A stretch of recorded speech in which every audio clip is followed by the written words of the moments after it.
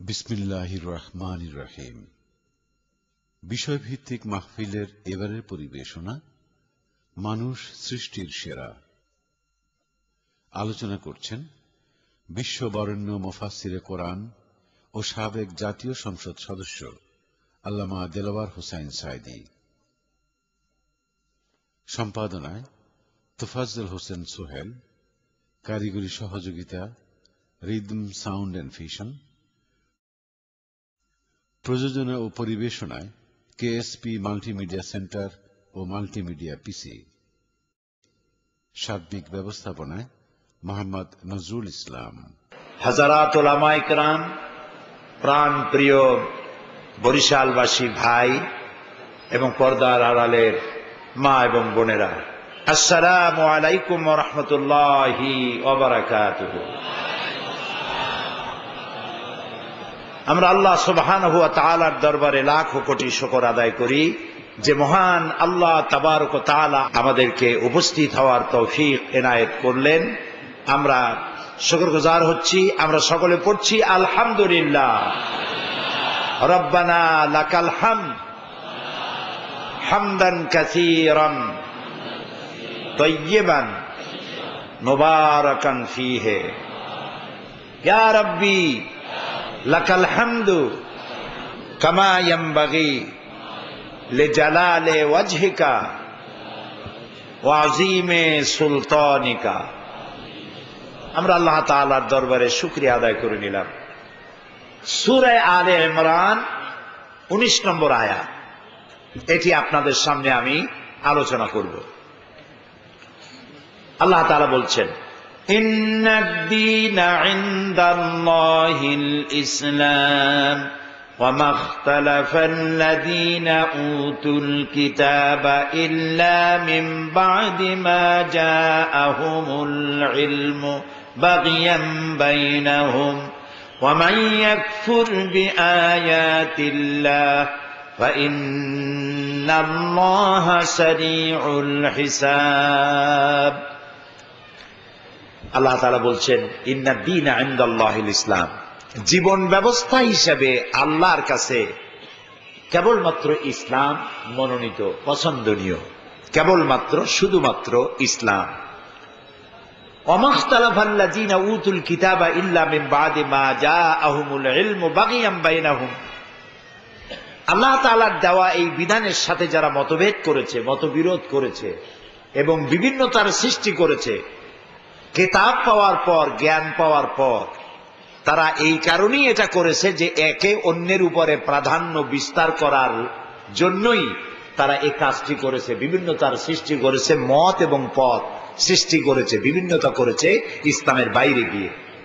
ওয়া মান ইয়াকফুর বিআয়াতিল্লাহ, আর যারা আল্লাহর আদেশ নিষেধের সঙ্গে বিরোধিতা করে, বিদ্রোহ করে, ফাইন্নাল্লাহা সারিউল হিসাব, আল্লাহ তাআলা তাদের দ্রুত বিচার করতে সক্ষম। এটি হচ্ছে আমার তেলাওয়াতকৃত আয়াতের সাদামাটা তরজমা। আমি এখন এটির ব্যাখ্যায় যাব। আল্লাহ তাআলা বলছেন, আমার কাছে কেবলমাত্র একমাত্র পছন্দনীয় জীবন ব্যবস্থা যেটি, সেটির নাম কি বলুন তো? ইসলাম।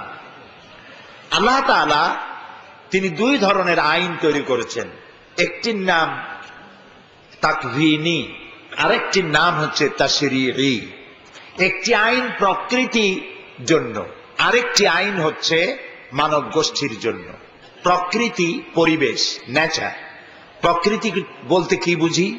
প্রকৃতি হচ্ছে বাতাস, আকাশ, জমিন, পানি, গাছপালা, পাহাড় পর্বত, চন্দ্র সূর্য, গ্রহ নক্ষত্র, সৌররাজি, প্রাণী জগৎ, এ সব কিছু প্রকৃতি, নেচার, কানুন। এই কানুনে ফিতরাত, আল্লাহর ল অব নেচার, এই প্রকৃতি আল্লাহর আইন মানতে বাধ্য। এটিকে বলা হয় তাকভীনি।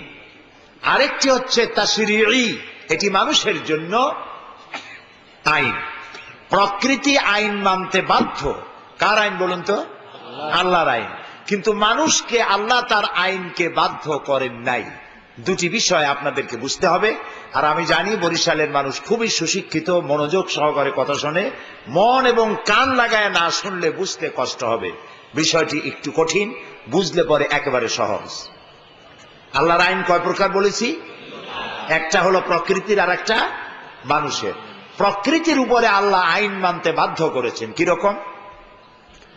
আল্লাহ তাআলা বলেন, লাশ-শামসু ইয়ানবাগী লাহা আন তুদরিকাল কামারা ওয়ালাল লাইলু সাবিকুন নাহার ওয়া কুল্লুন ফি ফালাকি ইয়াসবাহুন।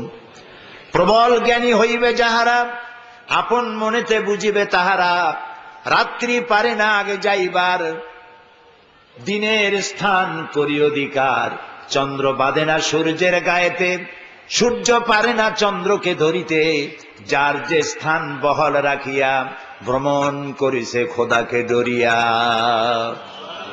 আমাদের জাতীয় কবি কাজী নজরুল ইসলাম তিনি এই অনুবাদ করেছেন, সেটা আমি পড়ে শোনালাম। আল্লাহ যেন তাকে জান্নাত নসিব করেন, বলেন আমিন। কাজী নজরুল ইসলাম জাতীয় কবি আল্লাহর কাছে দোয়া করেছিলেন, মসজিদেরই পাশে আমার কবর দিও ভাই, যেন সকাল সন্ধে মুয়াজ্জিনের আজান শুনতে পাই। তার এই কথা কি আল্লাহ কবুল করছিলেন? করছিলেন। তার কবর কোথায়? একেবারে মসজিদের গায়ে লাগানো। সুবহানাল্লাহ বলবেন না? তার পদ্মানুবাদ আমি আপনাদের শুনাইছি। প্রকৃতির আইন হচ্ছে সূর্য এখন রাত 8:40। সূর্যের মজাল নাই, সূর্যের কোনো ক্ষমতাই নাই। বাংলাদেশে এখন উদিত হয়, এখন সে আমেরিকা উদিত হয়েছে, এখানে এখন সূর্য পাওয়া যাবে না। রাতের দুপুরে সূর্য আসতে পারে না, দিনের দুপুর বেলায় রাতের আগমন হতে পারে না। চন্দ্র আর সূর্য আপন আপন কক্ষপথে ঘুরছে। এই দেখুন, এই শহরে ট্রাফিক আইন আছে, ট্রাফিক নিয়ন্ত্রণ আইন, সিগন্যাল লাইট আছে, ট্রাফিক পুলিশ আছে। এত কিছু থাকা সত্ত্বেও রিক্সা, ট্রাক, বেবি ট্যাক্সি সংঘর্ষ হচ্ছে, তারপর ভেঙে চুরে চুরমার হয়ে যাচ্ছে। দেখুন তো মহাশূন্য কতগুলি তারকা আছে, গুনতে পারবেন? সমুদ্রের বেলাভূমিতে বালুকণা গোনা যদিও কোনোদিন সম্ভব হয়, আকাশের তারকা পুঞ্জ গোনা মানুষের পক্ষে সম্ভব হবে না। একটি তারকা দাঁড়িয়ে নেই, একটি চন্দ্র দাঁড়িয়ে নেই, একটা সূর্য, গ্রহ, নক্ষত্র কেউ দাঁড়ায় নাই। আমার আল্লাহ বলছেন, ওয়া কুল্লুন ফি ফালাকি ইয়াসবাহুন। যা কিছু তোমরা দেখতে পাও আর দেখতে পাও না, মহাশূন্যে যা আছে সব ঘুরছে তো ঘুরছে। Activity is life, inactivity is death. এই সন্তরণশীলতা, গতিশীলতা যতদিন অব্যাহত থাকবে ততদিন পৃথিবী থাকবে, আকাশ জমিন থাকবে। যেদিন এগুলির স্থবিরতা আসবে, স্থিতিশীলতা আসবে, সেদিন এক প্রচন্ড আঘাতে সব লণ্ডভণ্ড হয়ে গিয়ে কিয়ামত অনুষ্ঠিত হয়ে যাবে। সবই ঘুরছে। কার আইন মানতেছেন? আল্লাহর আইন। লক্ষ্য করুন, তাহলে আমরা বুঝতে পারলাম মহাশূন্যে যা আছে সবকিছু ঘুরতেছে। এই পৃথিবীটাও ঘুরতেছে, এটা কিন্তু বসে নাই, এটাও ঘুরছে, সব ঘুরতেছে মহাশূন্যে। এবার দেখুন, বঙ্গোপসাগরের পানি নোনা, আর আমাদের কীর্তনখোলার পানি কি মিষ্টি। পদ্মা, ব্রহ্মপুত্র, যমুনা, শীতলক্ষা, বুড়িগঙ্গার পানি কি মিষ্টি। ভাটির টানে মিষ্টির পানিগুলি সব চলে যায় বঙ্গোপসাগরে, আর জোয়ারের টানে বঙ্গোপসাগরের লোনা পানি এসে ঢোকে এই সব নদীর মধ্যে। আল্লাহ তাআলা কি বলছেন? মারাজাল বাহরাইনি ইয়ালতাকিয়ান বাইনাহুমা বারযাখুন লা ইয়াবগিয়ান ফাবিআইয়ি আলা'i রাব্বিকুমা তুকাযযিবান। মারাজাল বাহরাইনি ইয়ালতাকিয়ান, দুটি সমুদ্র, দুটি নদী অথবা বহু নদী সমান্তরালে প্রবাহিত হচ্ছে, কিন্তু মিষ্টি পানির এরিয়া, লবণাক্ত পানি এই এরিয়া ক্রস করতে পারে না, আবার লবণাক্ত পানি মিষ্টি পানির এরিয়া ক্রস করতে পারে না, অথচ মাঝখানে কোনো পার্টিশন নাই। মারাজাল বাহরাইনি ইয়ালতাকিয়ান বাইনাহুমা বারযাখুন লা ইয়াবগিয়ান। কার হুকুম মেনে চলে? বলেন সবে। এই যে আম গাছ, এগুলি আম গাছ না, রেন্টি গাছ, দেখা যায় আম গাছের মতো। আচ্ছা, আম গাছে কাঁঠাল হয় না, কাঁঠাল গাছে জাম হয় না, রেন্টি গাছে তরমুজ হয় না, উস্তা গাছে কি হয় না, কদু হয় না। একই মাটির ফসফরাস, একই মাটির উপকরণ দিয়ে, একই সূর্য আর একই বৃষ্টির পানি আর বাতাস থেকে লালিত পালিত হয়ে পাশাপাশি গাছ বেড়ে উঠছে। তাল গাছে সুপারি হয় না, সুপারি গাছে নারকেল হয় না। কেন হয় না? কেন হয় না? সুপারি গাছের মাথা কাটলে মিষ্টি রস পাওয়া যায় না, পাশেই দাঁড়ানো খেজুর গাছ মাথা কাটলে রস পাওয়া যায়। কেন পাওয়া যায়? আল্লাহ রাব্বুল আলামিন বলেন, ওয়ালান তাজিদা লিসুন্নাতিল্লাহি তাবদীলা। আমার ল অফ নেচার, আমার প্রকৃতির আইনের ভেতরে কোন পরিবর্তন তোমরা দেখতে পাবে না। সুবহানাল্লাহ। এসব কার আইন? মানে আবার শুনো, আল্লাহ রাব্বুল আলামিন বলেন, وَمَن يَبْتَغِ غَيْرَ الْإِسْلَامِ دِينًا فَلَن يُقْبَلَ مِنْهُ। আল্লাহ তাআলা বলছেন, وَمَن يَبْتَغِ غَيْرَ الْإِسْلَامِ دِينًا, যারা নাকি আমার দেওয়া জীবন ব্যবস্থাকে ছেড়ে দিয়ে অন্যের তৈরি করা কোন মতবাদকে যারা গ্রহণ করতে চায়, তোমরা লক্ষ্য করে দেখো, আল্লাহু আসতামা মান ফিস সামাওয়াতি ওয়াল আরদ ওয়া মান ইয়াবতাগি গায়রাল ইসলামি দীনান। আমার দেওয়া জীবন ব্যবস্থা, আইন ছেড়ে দিয়ে অন্যের তৈরি করা আইন যারা মানে, লক্ষ্য করো, তোমরা কি অন্যটা তালাশ করো? আল্লাহু আসতামা মান ফিস সামাওয়াতি ওয়াল আরদ, অথচ আকাশে যা আছে, জমিনে যা আছে, আসলামা, সারেন্ডার করেছে, আত্মসমর্পণ করেছে আমার সামনে, তাও আন ওয়া কারহান, বাই হুক অ্যান্ড ক্রুক, ইচ্ছায় হোক অনিচ্ছায় হোক আমার আইন মানতে তারা বাধ্য। সুবহানাল্লাহ। এটি হলো আইন তাকওয়িনী, এটাকে বলা হয় প্রকৃতির আইন। এই আইন কিয়ামত পর্যন্ত মেনে চলবে আকাশ, জমিন, চন্দ্র, সূর্য, গ্রহ, নক্ষত্র, সৌররাজি, নবমণ্ডল, পাহাড় পর্বত, সব এ আইন মানতে বাধ্য। আরেকটি আইন কার জন্য বলেন তো? মানুষের জন্য। আল্লাহ তাআলা বলছেন, আমার যে আইন মানুষের জন্য তৈরি করেছি, ফামান শাআ ফালিয়ুমিন ওয়া মান শাআ ফালিয়াকফুর। তুমি ইচ্ছে করলে আমার আইনের প্রতি বাধ্যগত হতে পারো, ঈমান আনতেও পারো, ইচ্ছে করলে আমার অবাধ্য হতে পারো। মানুষকে আল্লাহ তাআলা প্রকৃতিকে যেভাবে মানতে বাধ্য করেছেন, মানুষকে সেইভাবে তার আইন মানতে বাধ্য করেন নাই। সুবহানাল্লাহ বলবেন না? আচ্ছা, কেন বাধ্য করলেন না? তার কারণ স্বরূপ আল্লাহ পাক বলছেন, ওয়ালাকাদ কাররামনা বানি আদম, আমি আদম সন্তানকে সম্মান দিয়েছি। তুমি আমার সম্মানিত জীব, তুমি গরু না, তুমি বাছুর না, তুমি তাল গাছ না, তুমি নদী না, তুমি সূর্য না, তুমি আমার সৃষ্টির সেরা, তুমি আমার মানুষ। সুবহানাল্লাহ। এবং তুমি আমার সৃষ্টির সেরা, আশরাফুল মখলুকাত, যা সৃষ্টি করেছি তার মধ্যে তুমি সেরা। সুবহানাল্লাহ বলেন। আল্লাহ তাআলা বলেছেন, লাকাদ খালাকনাল ইনসানা ফি আহসানি তাকওয়িম, সব থেকে সুন্দর করে সৃষ্টি করেছি আমি এই মানুষগুলোকে। একটু তাকিয়ে দেখুন তো, মানুষ দেখতে কত সুন্দর। তার দুটি চোখ, এই চোখ দুটো আল্লাহ দিলেন, ভুরু তো না দিলেও পারতেন, ভুরু দিয়ে চোখের সৌন্দর্য আরো বৃদ্ধি করেছেন। চোখে পিষি দিয়েছেন, চোখের ভিতরে আবার পানি দিয়েছেন, কান্নার পানি না। আপনি যখন এই যে পলিউশন, বাতাসের ভেতরে যেসব জার্ম চলাফেরা করে, আপনাকে এই জার্ম যদি আল্লাহ তাআলা নিজে ক্লিন করার ব্যবস্থা না করতেন, আপনি অন্ধ হয়ে যেতেন 2-4 ঘন্টার মধ্যেই। কিন্তু চোখের মধ্যে এক প্রকার মেডিসিন, পানি জাতীয় মেডিসিন আল্লাহ রেখেছেন। চোখের পাতা অটোমেটিক ওঠানামা করতে থাকে, পলক আপনি দিতে থাকেন, এবং প্রতি মুহূর্তে আল্লাহ তাআলা সেই পানি দিয়ে আপনার চক্ষুকে ক্লিন করে দিচ্ছে। সেই চোখ দুটো ভাটা মাছের মতো কপালেও আল্লাহ দিতে পারতেন, কুমিরের মতো কপালের উপরে দিতে পারতেন। এই চোখ দুটো যদি কপালের উপরে হইতো, ফুটবল খেলতেই পারতেন না, হেড করতে গেলে চোখ দুটো ডিমের মতো পোষ হয়ে যাইত, আছাড় খাইতেন, চোখ শেষ হয়ে যেত।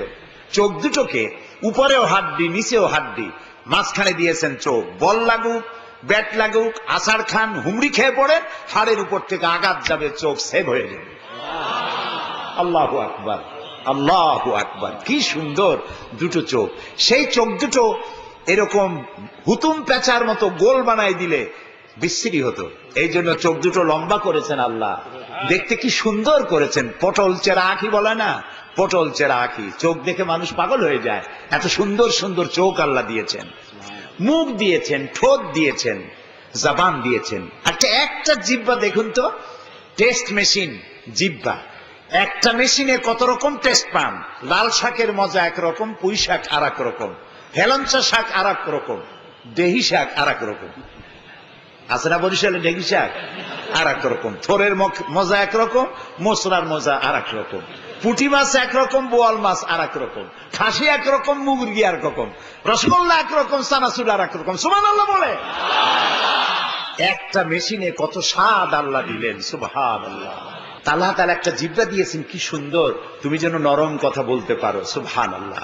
দুটি ঠোঁট দিয়েছেন, আপনি মুখ নাড়বেন আর আপনার ভাষা বেরোতে থাকবে। আল্লাহু আকবার। এবং গলার কি সুমিষ্ট আওয়াজ আল্লাহ দিয়েছেন। সুবহানাল্লাহ। তাআলা বলছেন যে দেখো, লাকাদ খালাকনাল ইনসানা ফি আহসানি তাকওয়িম, সব থেকে সুন্দর করে আমি তৈরি করেছি মানুষ। আচ্ছা ভাই, আপনি দেখেন, আপনি যখন দাঁড়ান, এটা হলো পা, পায়ের নলাটা, হাঁটুর নিচের অংশকে কি বলি আমরা? নলা। নলা যেখানে গিয়ে পায়ের সাথে ঠেকেছে ওই জায়গাটা কি বলি? গোড়ালি। পাটা, নলাটা পায়ের গোড়ালির ওখানে না হয়ে যদি পায়ের মাঝখানে হইতো তাহলে অসুবিধা কি হইতো? হাঁটতে পারতেন না, হয় সিট হয়ে পড়তেন, না হয় ভুটো হয়ে পড়তেন। আপনার শরীরে যত ওজন হোক আর পেটটা আপনার যতই তরমুজ মার্কা হোক, এমন জায়গায় আপনার পাটার হাড্ডি লাগানো যে আপনি সিট হয়েও পড়বেন না, ভুটো হয়েও পড়বেন না। সুবহানাল্লাহ। এই ব্যালেন্স করে আল্লাহ আপনাকে তৈরি করেছেন। সুবহানাল্লাহ।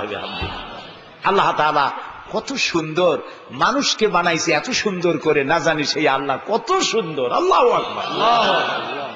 ফুল দেখি, ফুলের গন্ধ দেখি না।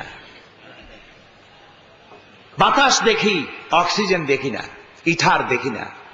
আল্লাহকে দেখে না। সেই জন্য অনেক লোক আছে যারা বলে দেয়ার ইজ নো গড। এগুলি ছাগল, শুধু ছাগল না, রাম ছাগল। আল্লাহ রাব্বুল আলামিনকে তো দেখা যাবে না। আমি বলি, আল্লাহরে কেমনে দেখবা? তুমি কি তোমার নিজের শরীর দেখো আয়না ছাড়া? আমার ঘাড় কেমন, আমার পিঠ কেমন, আয়না ছাড়া জীবনে দেখতে পারছি? আমার পেছনের অংশটা দেখতে কেমন, আয়নার সাহায্য ছাড়া শরীরের সব অংশ দেখি না।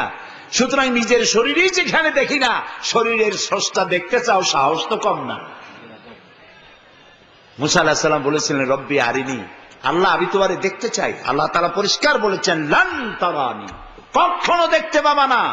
লা তুদরিকুহুল আবসার, কোন দৃষ্টি শক্তি তার দৃষ্টির সীমার ভেতরে আমাকে সীমাবদ্ধ করতে পারবে না। আল্লাহ তাআলা আমাকে সেখানে নিয়েছিলেন গত মে মাসে মিশরে গত মে মাসে গিয়েছিলাম। আল্লাহ নিয়েছিলেন। পৃথিবীর বহু দেশে গেছি, মিশর যাওয়া হয় নাই। মে মাসে জামে আল আজহার, পৃথিবীর শ্রেষ্ঠ বিশ্ববিদ্যালয়, জি, ওই বিশ্ববিদ্যালয়ের ছাত্রছাত্রীর সংখ্যা হলো 2.5 লক্ষ। ছাত্ররা দাওয়াত দিয়েছিল, ওই দাওয়াতে গিয়েছিলাম। মিশর হচ্ছে মুসা আলাইহিস সালামের দেশ, ইউসুফ আলাইহিস সালামের দেশ, হারুন আলাইহিস সালামের দেশ, সালেহ আলাইহিস সালামের দেশ, ইব্রাহিম আলাইহিস সালামের শ্বশুর বাড়ি। তো আমি 5 দিন ছিলাম। 5 দিনে 4000 কিলোমিটার দৌড়াইছি। আমি আমার লোকদের বলেছি, শুধু রাত্রে একটু ঘুমাইতে সময় দিও, আর খালি দৌড়াও। আমি জীবনে আসি নাই, দেখতে চাই মিশর। সেই জায়গায় গেলাম যে জায়গায় হযরতে মুসা আলাইহিস সালামের সঙ্গে আল্লাহ কথা বলছিলেন। সুবহানাল্লাহ। আল্লাহর কি কুদরত! মুসা আলাইহিস সালাম রে আল্লাহ বাঁচাবে। আল্লাহ যদি কেউ বাঁচাইতে চায়, কেউ মারতে পারে? কথা কর না কেন? ফেরাউন চেয়েছে মুসারে মাইরে শেষ করে দেবে, হইতেই দেবে না। আল্লাহ মুসা আলাইহিস সালাম রে হইলেন। এই ঘটনা আমার মূল লক্ষণ, আমি কিন্তু আসল জায়গায় ফিরে আসবো। মুসা আলাইহিস সালামকে আল্লাহ হইলেন, তিনি বড় হয়েছেন, কিন্তু ফেরাউন তাকে মেরে ফেলবে। এখন এই এলাকা থেকে মুসা আলাইহিস সালামকে সরানো দরকার। 2 জন লোকে ঝগড়া করতেছিল, এক কিপ্তি আর এক বনি ইসরাইল। দুর্বল লোকটি মুসা আলাইহিস সালামের কাছে নালিশ করলো যে সে আমারে মারতেছে, আমাকে গালাগালি করতেছে, আমার অধিকার নষ্ট করেছে। শুনিয়া মুসা আলাইহিস সালাম একটা থাপ্পড় দিলেন। ওই লোকটা মরে যাবে এই নিয়ত করে তিনি থাপ্পড় মারেন নাই, থাপ্পড়টা মারছেন কাকতালীয় ভাবে লোকটা মারা গেছে। মুসা আলাইহিস সালাম তো ভয় পাইলেন যে এখন তো আমার পুলিশে ধরবে, তিনি দিলেন দৌড়। দৌড়াইতে দৌড়াইতে একদিন দুদিন করে করে বহুদিন দৌড়াইয়া তিনি মাদায়ানে গিয়া প্রবেশ করলেন, মিশর অতিক্রম করে। এই গল্প না কিন্তু কোরআন, এটা কি কোরআন। মাদায়ানে গিয়ে তিনি দেখলেন যে কিছু লোকে কুয়া থেকে পানি উঠাচ্ছে আর দুইটা মেয়ে দূরে দাঁড়িয়ে আছে, তার পশুদেরকে পানি পান করাইতে পারতেছে না। তিনি তখন মেয়েদের কাছে গেল, তোমরা এখানে দাঁড়ানো কেন? বলছে আমরা পুরুষদের ভিড়ে যেতে পারছি না আর আমার এই উটগুলোকে পানিও পান করাইতে পারছি না। তিনি তখন তার শক্তি দিয়ে লোক সরাইয়া পানি উঠাইয়া ওই মহিলাদের সাথে থাকা উটগুলোকে পানি পান করাই দিল। মেয়েরা বলল, আপনি যদি আমাদের বাড়িতে বেড়াতে আসেন, আপনি যে উপকার করেছেন আমরা খুব কৃতার্থ হয়েছি। তিনি বললেন, তোমরা পেছনে হাঁটো আর আমাকে তোমার বাড়ির কথা কোন দিকে তা আমাকে দেখাও। যুবতী মেয়ে দুটোই। তিনি একথা বললেন না যে তোমরা সামনে হাঁটো আমি অনুসরণ করবো, তিনি বললেন না। তিনি তো আল্লাহর পয়গম্বর হবেন, সুবহানাল্লাহ। কাজে মেয়েরা সামনে হাঁটলে পিছন থেকে পিছনের দৃশ্য তিনি দেখবেন, এজন্য বললেন পিছনে থেকে আমাকে বলো। বাড়িতে চলে গেলেন, যে বাড়ি গেলেন এই বাড়ি হলো শোয়েব আলাইহিস সালামের বাড়ি। আল্লাহ কিভাবে নিয়ে যায়, শাবানি সে কালিমি দো কদম হ্যায় গর ময়সর হো কোই শোয়েব। অর্থাৎ জওয়ানি থেকে আল্লাহর সাথে কথা বলা পর্যন্ত মাত্র 2 কদম, যদি কোনো শোয়েব মিলে যায়। আল্লামা ইকবাল বলেছেন, শোয়েব আলাইহিস সালাম মেয়েদের কাছে বর্ণনা শুনে তিনি বুঝতে পারলেন নিশ্চয়ই এ ব্যক্তি আল্লাহর পয়গম্বর হবে। মেয়েকে বিয়ে দিয়ে দিলেন, এক মেয়ে তিনি বিবাহ করলেন, ওখানে থাকলেন টানা 10 বছর, সব কোরআন শরীফ। 10 বছর থাকার পর এবার তিনি মিশর রওনা করেছেন। তখন তিনি নবী হন নাই। মিশরে প্রবেশ করে তুরে সায়না দিয়ে যাচ্ছেন, প্রচন্ড শীত, বিবি বাল বাচ্চা অন্ধকারে পথ হারায় ফেলেছেন। তখন তিনি বসে পড়েছেন, এখন কিংকর্তব্য বিমূঢ়, কি করব। হঠাৎ তিনি দূরে দেখতে পেলেন আগুন জ্বলছে একটা গাছে। উনি বললেন, ফাকাল লিআহলিহিম কুসু ইন্নী আনাস্তু নারান লাআল্লি আতিকুম মিনহা বিকাবাসিন আও আজিদু আলান নারি হুদা। তোমরা অপেক্ষা করো, আমি দূরে একটু আগুন দেখছি, তো ওই আগুন আমি হয় তোমাদের জন্য আগুন আনবো, তোমরা আগুন পোয়া শীত নিবারণ করবা, আর যদি তা না হয় তাহলে আমি হয়তো কোনো রাস্তারও সন্ধান পেয়ে যেতে পারি। ফালাম্মা আতাহা নুদিয়া ইয়া মূসা। যখন তিনি সেই গাছের কাছে আসলেন, আগুনের ভিতর থেকে আওয়াজ এলো, এটা কোনো আগুন টাগুন না, ইন্নী আনা রাব্বুক ফাখলানা আলাইক। ও মূসা, আমি তোমার রব, আমি তোমার আল্লাহ। ফাখলানা আলাইক, জুতা খোলো। ইন্নাকা বিল ওয়াদিল মুকাদ্দাসি তুয়া। তুমি তো এক পবিত্র উপত্যকায় এসে হাজির হয়েছ। উপত্যকা বলা হয় 2 পাহাড়ের মাঝখানের সমতল ভূমিকে উপত্যকা বলা হয়, আরবিতে বলা হয় ওয়াদি, ওয়াদিয়ে মুকাদ্দাস। আমি যখন ওয়াদিয়ে মুকাদ্দাসের কাছে গিয়েছি তখন আমার এই আয়াত মনে পড়েছে। আমি জুতো খুলছি অনেক আগে, আল্লাহর ভয় চোটে সাথীদের নিয়ে আজান দিলাম, জোহরের নামাজ আদায় করলাম এবং সেই জায়গায় গিয়ে দাঁড়ালাম যেখানে আল্লাহ তাআলা মুসা আলাইহিস সালামের সাথে কথা বলেছিলেন, এখনো চিহ্নিত রয়েছে। আমার চোখ ধন্য, জীবন ধন্য, আল্লাহ তাআলা এই জায়গাটা দেখার তৌফিক দান করেছেন। ওখানে খ্রিস্টান ইহুদিদের গির্জা আছে আর মুসলমানদের মসজিদ আছে, একদম পাশাপাশি। উভয় উভয়দের ধর্ম মতো নামাজ রোজা ইত্যাদি করতেছে। দেখলাম ওই গাছটায় কিছু চিঠিপত্র মানুষের দিয়েছে, সেই গাছটাই যে এখন অবিকল আছে আমি তা বিশ্বাস করতে পারলাম না, তবে জায়গাটা চিহ্নিত। আর চিঠি দিয়েছে ইহুদি খ্রিস্টান অন্যরা আল্লাহর কাছে কথাবার্তা বলার জন্য। বলতেছিলাম যে আল্লাহ রাব্বুল আলামিন মানুষকে সৃষ্টি করেছেন, খুবই সুন্দর করে সৃষ্টি করেছেন, তাৎপর্যপূর্ণ ভাবে আল্লাহ তাআলা এই মানব গোষ্ঠীকে সৃষ্টি করেছেন। সৃষ্টি করে সৃষ্টির সেরা বানিয়েছেন এই মানব গোষ্ঠীকে। আচ্ছা, এখন আমার প্রশ্ন, মানুষ সৃষ্টির সেরা হলো কিভাবে? সৃষ্টির সেরা নির্বাচিত করার জন্য যদি দ্রুতগামী দিক থেকে যদি সৃষ্টির সেরা নির্বাচিত করা হয় তাহলে চিতাবাঘকে করা উচিত। সে ঘন্টায় 60 থেকে 70 মাইল দৌড়াতে পারে, কিলোমিটার না, 60 থেকে 70 মাইল দৌড়াতে পারে পার আওয়ার, প্রায় 100 কিলোমিটারের কাছাকাছি। ওড়ার দিক থেকে যদি শ্রেষ্ঠত্বের প্রমাণ হয়, নির্বাচিত হয়, তাহলে পাখির হওয়া উচিত। সাঁতারের দিক থেকে যদি হয় মাছের হওয়া উচিত, হিংস্রতা এবং ক্ষিপ্রতার দিক থেকে যদি হয় তাহলে সাপ এবং সিংহ বা ব্যাঘ্রের হওয়া উচিত। এর কোন কোয়ালিটি তো মানুষের নাই। আল্লাহ তাআলা বলছেন খুলিকাল ইনসানু দাঈফা, আমি মানুষকে সৃষ্টি করি দুর্বল করে। ক্ষিপ্রতা দিক থেকে, দ্রুতগামিতার দিক থেকে, বাগেরে পাশে ফেলাইয়া গাড়ি 150 মাইল স্পিডে 200 স্পিডে চলছে। জাপান এখন ট্রেন আবিষ্কার করেছে যে ট্রেনগুলি প্রতি ঘন্টায় 3.5 থেকে 400 মাইল, 300-400 কিলোমিটার বেগে ট্রেন চলছে।